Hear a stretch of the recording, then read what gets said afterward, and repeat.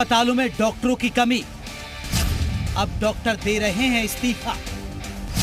UP में बीमारियों की बाढ़, स्वास्थ्य विभाग है बीमार, कैसे होगा मरीजों का इलाज? यूपी में पहले से अस्पतालों में डॉक्टरों की कमी है, लेकिन अब डॉक्टरों का इस्तीफा सरकार के लिए नया सिरदर्द बन गया है। मुरादाबाद और बरेली में डेंगू के बढ़ते प्रकोप के बीच कई डॉक्टरों ने अपने पद से इस्तीफा दे दिया, जिससे मरीजों की जान आफत में आ गई। हालांकि ऐसा नहीं है कि सरकार डॉक्टरों की कमी को पूरा नहीं कर रही है, इसके लिए अब एक नई रणनीति बनाई है। अब डॉक्टरों के रिटायरमेंट की उम्र 62 से 65 साल कर दी गई है। बावजूद इसके यूपी के सरकारी अस्पतालों में करीब अभी भी 20,000 डॉक्टरों की कमी है। आज जागते रहो में यूपी के अस्पतालों की बात होगी कि बीमारियों की बाढ़ के बीच डॉक्टरों की कमी से कैसे लोगों की जान आफत में है।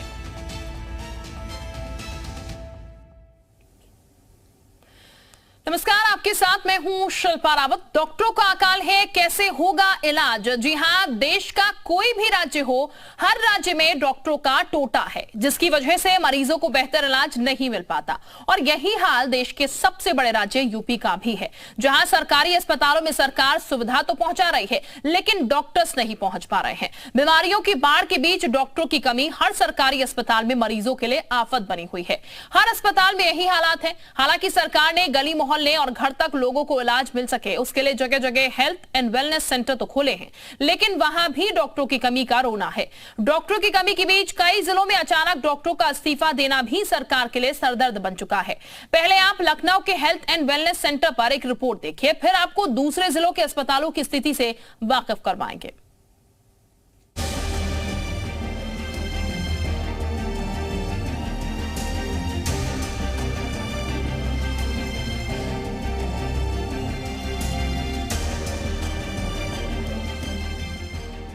जब से योगी सरकार यूपी में आई है, तभी से स्वास्थ्य सुविधाओं को बेहतर करने की दिशा में बड़े कदम उठाए गए हैं। लगातार अस्पतालों में सुविधाएं पहुंचाई जा रही हैं। इतना ही नहीं, सरकार ने लोगों को उनके घर के पास ही इलाज मिल जाए, इसके लिए हेल्थ एंड वेलनेस सेंटर खोले हैं। लेकिन जो नहीं हो पाया वो है डॉक्टरों की कमी। खासकर डेंगू वायरल फीवर के बीच डॉक्टरों की कमी मरीजों के लिए मुसीबत बन रही है। आपको राजधानी लखनऊ का ही हाल दिखाते हैं। लखनऊ के विपुल खंड क्षेत्र में हेल्थ एंड वेलनेस सेंटर खुद बीमार पड़ा है। हेल्थ सेंटर का गेट बंद है और सेंटर में डॉक्टरों की कमी है और हेल्पर और स्टाफ ही डॉक्टरों की कमी को पूरा कर रहे हैं। लखनऊ के हेल्थ एंड वेलनेस सेंटर के हाल क्या है, इसकी तस्वीर हम आपको दिखा रहे हैं। विपुल खंड 1/3 ये वो क्षेत्र है जहां पर लखनऊ के पॉश इलाके का हेल्थ एंड वेलनेस सेंटर उपलब्ध है आपके लिए, लेकिन इसके हालत जरा देख लीजिए। अब देखिए, यहाँ पर आपको ये देखिए, यहाँ पर पूरी तरह से संदेश आपको लिखे ज़रूर मिलेंगे, लेकिन आपको ये सामने बेड मिलेगा। ये देखिए, ये सामने बेड मिलेगा। ये यहाँ पर एक LCD भी लगी हुई है, लेकिन ये काम करती है या नहीं करती है इसका भी कोई पूरी तरह से प्रमाण नहीं है, क्योंकि आप देखिए ऐसे ही रखी हुई है। इसके साथ ही जो व्यवस्थाएं हैं उसका सच हम आपको दिखा दें। आप देखिए, यहाँ पर ये देखिए, ये डॉक्टर रूम है और इसके साथ ही ये देखिए, यहाँ पर जो व्यवस्थाएं हैं पूरी तरह से सिर्फ और सिर्फ यूं ही यहाँ पर पड़ी हुई हैं। ये देखिए, यहाँ पर दवाएं आपको यहाँ पर दिखाई देंगी, ये रखी हुई।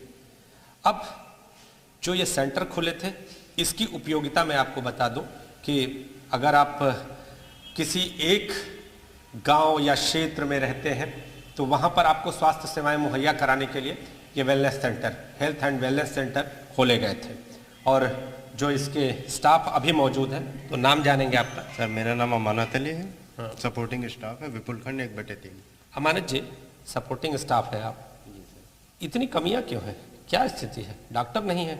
डॉक्टर जो है सर, डॉक्टर जो है उनकी मदर तबीयत खराब है, इसी वजह से अभी नहीं आए। कब आती है? आती तो रेगुलर है, लेकिन अभी इस समय जो है तबीयत उनकी खराब है मदर की, तो ज़्यादातर मदर में ही लगी हैं। और संडे को यहाँ मरीज आते हैं क्या? मरीज आते रहते हैं, लेकिन एक्चुअली जो है गेट बंद होने के कारण मरीज जो है लंबा क्वेश्चन पूछा जाता है तो जब लंबा क्वेश्चन पूछा जाता है इसी वजह से मरीज। दवाएं कौन कौन सी हैं? दवाएं देखा इतनी ही दवाएं हैं, दवाएं पूरी तौर से उपलब्ध है क्या आपके पास? आप देखिए यहाँ पर ये दवाओं को यहाँ पर रखने के लिए ये आप अलमारी का उपयोग करते हैं। ये सामने जो दवाएं रखी हैं, तो क्या दवाएं उपलब्ध हैं इन दिनों? जो दवाएं चाहिए वो उपलब्ध है? जो आपके पास दवाएं चाहिए वो उपलब्ध है? जी जी जी, दवाएं उपलब्ध हैं। जी। कौन कौन सी दवाएं हैं अगर बात करें तो? जैसे पैरासीटामॉल है, बी कॉम्प्लेक्स है, एस्ट्रोमाइसिन है, आयरन फोलिक एसिड है, कैल्शियम है, शुगर की है, आई ड्रॉप है, एयर ड्रॉप है। ऐसा ही हाल Indiranagar health and wellness centre का है। यहाँ भी डॉक्टरों की जगह स्टाफ और नर्स ही मरीजों का इलाज कर रहे हैं। नहीं सर जी, कमी तो कोई नहीं है। हमारा काम तो सही हो रहा है, रेगुलर होता है। मैम वगैरह सब आती हैं, पेशेंट भी आते हैं, बीच कुछ आते रहते हैं, पेशेंट ऐसे सब आते हैं। कमी तो हमारे यहाँ कुछ नहीं है। और सिर्फ यही गेट के लिए ही लोग आते हैं, तो कोई मना करता है कि गेट बंद करिए।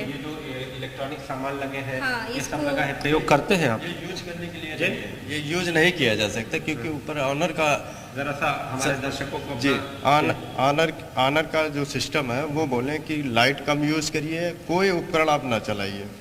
उपकरण चलाइए, कोई उपकरण ना चलाइए।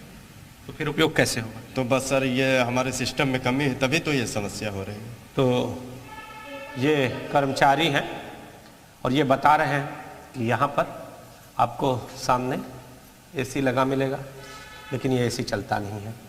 इनका कहना है कि जो इस मकान के मालिक हैं उन्होंने मना किया है। सामने देखिए, आपको दुनिया भर के जो उपकरण हैं सभी यहाँ पर मिलेंगे, लेकिन सिर्फ और सिर्फ ये देखने के लिए है, आप इसे चला नहीं सकते हैं। इसके साथ ही देखिए, ये देखिए इस कमरे में भी आपको ये एसी लगा मिलेगा। इन्वर्टर यहाँ पे लगा हुआ है। इनका ये कहना है कि इन्वर्टर भी नहीं हम चला सकते, लेकिन आप यहाँ पर हेल्थ एंड वेलनेस सेंटर चला रहे हैं और इन अव्यवस्थाओं के बीच जो यहाँ के कर्मचारी हैं वो सिस्टम को कहीं ना कहीं कोसते हुए नजर आ रहे हैं। उम्मीद है कि ये अव्यवस्था आगे जरूर सुधरेगी। आपको बता दें कि लखनऊ में कुल 75 हेल्थ एंड वेलनेस सेंटर हैं, जहां पर CHO और ANM तैनात रहती हैं, लेकिन हाल खराब है। इन हालातों पर CM मनोज वर्मा जल्द डॉक्टरों की समस्या का समाधान करने का दम भर रहे हैं।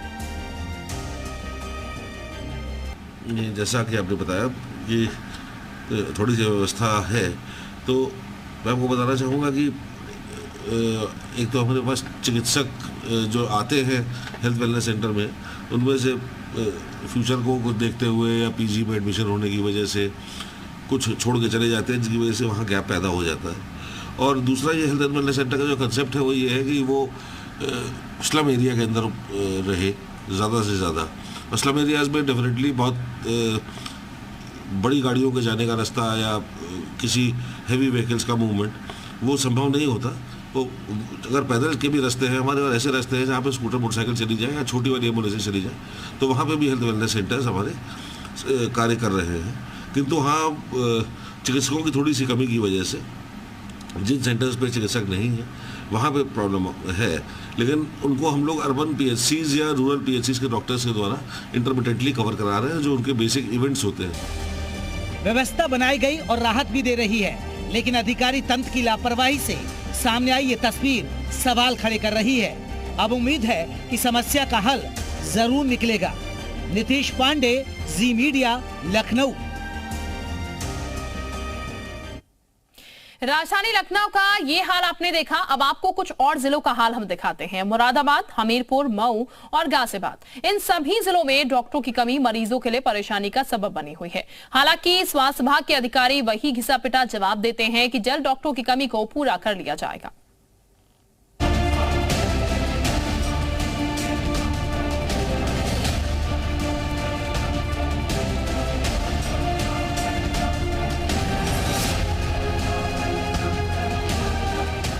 डॉक्टरों की कमी का रोना यूपी के हर जिले में है।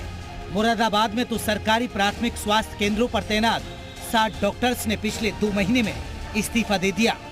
डेंगू और वायरल फीवर के बढ़ते केसों के बीच स्वास्थ्य विभाग में इसकी वजह से हड़कंप मच गया। हालांकि स्वास्थ्य विभाग ने डॉक्टर्स की कमी ना हो इसलिए फौरन नए डॉक्टर्स का इंटरव्यू कराया।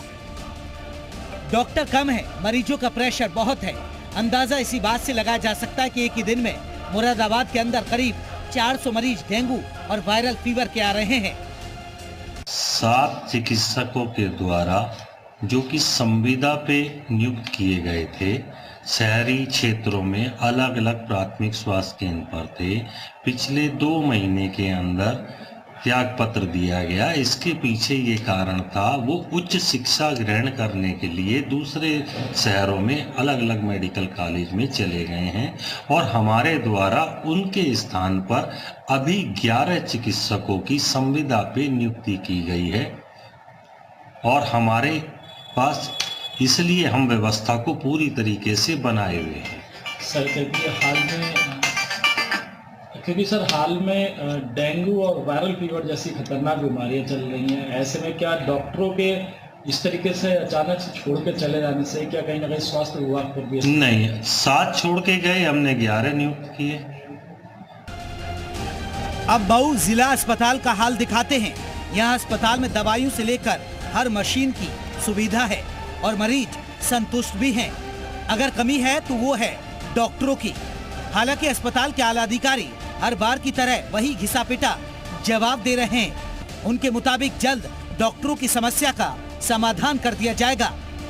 हमीरपुर जिले में डेंगू और वायरल फीवर के बढ़ते प्रकोप के बीच दीवान शत्रुघ्न सिंह अस्पताल में जिले के समेत सीमावर्ती जिले कानपुर देहात, कानपुर नगर, फतेहपुर, बांदा, महोबा, जालौन जिलों के मरीज भी नजदीकी अस्पताल होने के चलते इलाज कराने के लिए पहुंच जाते हैं, लेकिन डॉक्टर कम होने के कारण उन्हें घंटों अपने नंबर का इंतजार करना पड़ता है। स्पेशलिस्ट डॉक्टर नहीं होने की वजह से कई बार मरीजों को वापस लौटना पड़ जाता है।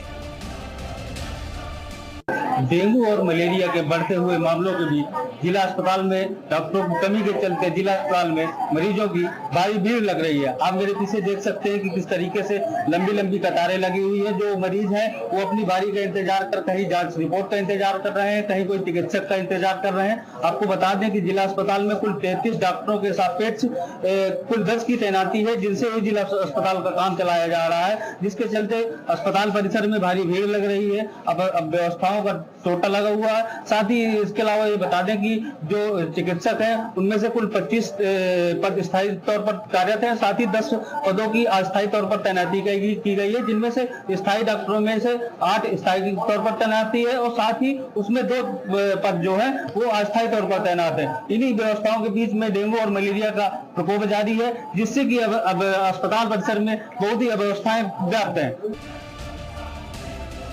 वहीं हमीरपुर के सीएमएस डॉक्टर एसपी गुप्ता भी मानते हैं कि डॉक्टरों की कमी है और जिसका असर काम पर पड़ता है।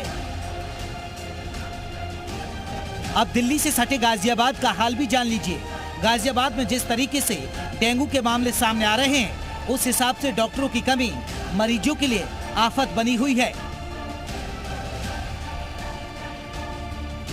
गाजियाबाद में डेंगू के मामले लगातार बढ़ते जा रहे हैं। ऐसे में मरीजों की संख्या और लाइनें सरकारी अस्पतालों के साथ साथ निजी अस्पतालों में भी देखी जा रही हैं। लगातार ऐसे मामले आ रहे हैं जिनमें स्टेज 2 का जो संक्रमण है वो मिल रहा है। गाजियाबाद में डेंगू से 2 मौतों के मामले की पुष्टि भी हो चुकी है, जिसमें सरकारी डॉक्टर की स्टेज 2 के कारण मृत्यु का मामला सामने आया। एक उत्तराखंड में गए बच्चे की मौत का मामला भी डेंगू की वजह से सामने आया। तो लगातार ऐसे मामले आ रहे हैं जहां डेंगू खतरनाक स्थिति में पहुंच रहा है। इस समय हम गाजियाबाद के संजय नगर अस्पताल में डेंगू वार्ड के बाहर खड़े हैं। यहां हम जब मरीजों का हालचाल पूछने के लिए पहुंचे तो साफ तौर पर अव्यवस्था का आलम फैला हुआ नजर आया। मरीज साफ तौर पर कह रहे थे कि जब वो एडमिशन के लिए सरकारी अस्पताल में पहुंचे तो उन्हें प्राथमिक उपचार के बाद एडमिट कर लिया गया और जो प्राथमिक उपचार उन्हें दिया गया उसके बाद डॉक्टर या कोई नर्स तक उन्हें देखने नहीं आए। कोई दवाई गोली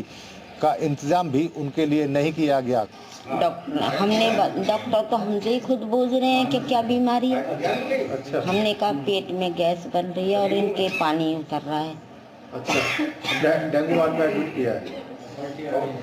हाँ, पलटी आ रही है, बस इतना ही बताया। फिर दवाई गोली कुछ दी नहीं? गोली तो नहीं दिए, कुछ भी नहीं दिया, बस इंजेक्शन लगा दिया। ये कितनी सी बोतल चढ़ाई है ग्लूकोज की। अच्छा, कितने दिन हो गए एडमिट? सुबह एडमिट? सुबह करना है। डॉक्टर कितनी बार देखने आते हैं? अभी तो यहाँ पे जब से आए एक बार भी नहीं आए। गाजियाबाद में 76 हेल्थ वेलनेस सेंटर हैं और 60 डॉक्टर स्वास्थ्य विभाग को मिल चुके हैं। 16 की कमी अभी भी चल रही है। अर्बन पीएससी पर 53 में से 31 जगह डॉक्टर तैनात हैं। यहाँ भी डॉक्टरों का टोटा है। हालांकि स्वास्थ्य अधिकारी जल्द डॉक्टरों की कमी को पूरा करने का दम भर रहे हैं। देखिए, डेंगू से एक मौत पहले हुई थी बच्चे की, जो बच्चा उत्तरांचल घूम के आया था। अच्छा, दूसरी एक बहुत दुखद घटना हुई। हमारे विभाग के एक काबिल चिकित्सक थे, जिनको लगभग 1 महीना उपचार के बाद में उनकी मृत्यु हुई थी। उनके वो, हालांकि उसमें एक चीज़ और फैक्टर और भी था, उनके हाइपरटेंशन और वो पहले से डायबिटिक भी थे, और जब हॉस्पिटल आए तो उसमें काफ़ी क्रिटिकल थे। बाकी उनका पहले डेंगू पॉजिटिव आया था, बात सही है, लेकिन वो ठीक हो गए थे। सर, स्ट्रेन 2 की बात करें तो कितना खतरनाक है, क्या कुछ इसमें लक्षण? देखिए, स्ट्रेन 2 अपने आप में क्या है ना कि हमने अपने यहाँ से कुछ सैंपल भेजे थे जिसमें स्ट्रेन 2 आया था, लेकिन सब में जीनोमिक सीक्वेंसिंग नहीं हो रही है। जो दिल्ली में केसेस आए थे उसमें स्ट्रेन 2 काफ़ी केसेस में लगभग 30-40% केस में स्ट्रेन 2 निकल रहा था। मैं जैसा कि बार बार मैंने पहले भी आपके विभिन्न माध्यमों से बताया मैंने कि अगर फीवर उतर रहा है, स्ट्रेन 2 वाले में क्या होता है कि अगर फीवर उतर रहा है उसके बाद में 2-3 दिन बाद मरीज को दोबारा दिक्कतें आनी शुरू होती हैं। वीकनेस है, स्वेलिंग है, यूरिन कम हो जाना है, ये चीज़ तो सावधान होने की जरूरत है।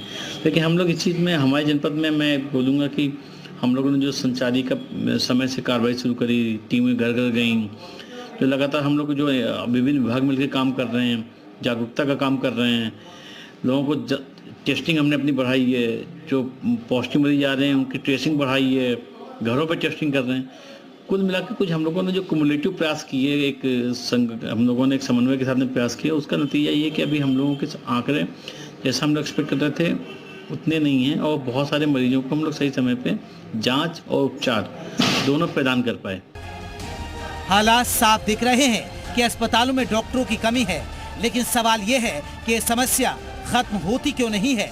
सरकारों के प्रयास क्यों विफल हो जाते हैं? ब्यूरो रिपोर्ट, जी मीडिया।